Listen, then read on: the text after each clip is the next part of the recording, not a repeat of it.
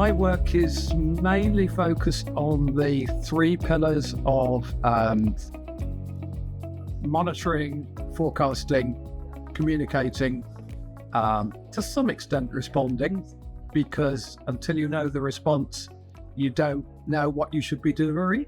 But of course, that all has to be set in the context of the governance, the environment, the political environment in particular, in which warnings and disaster risk reduction and disaster management is all carried out.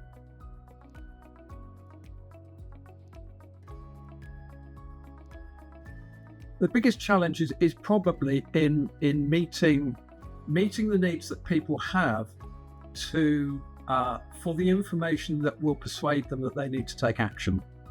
So it's easy to you can ask somebody, well, what do you need to know, and they'll tell you, and then you give them that information in a real event, and they'll come up with all sorts of excuses why they shouldn't actually do anything at that point.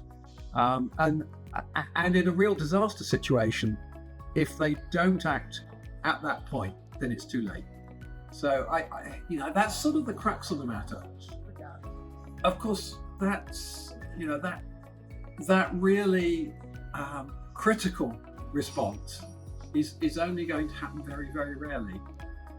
And so in terms of sort of ordinary everyday preparedness and so on, it's much less difficult.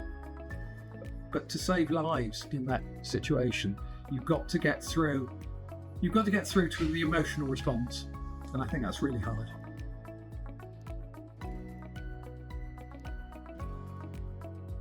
I think, listening to what the demonstrator projects are doing, many of them are focusing in on getting the information to people in a form that they can more easily assimilate, in a form that they can more easily respond to. Every step towards that makes it more likely that people will actually take the right response. It's whether they will is a different matter, but you work towards that goal.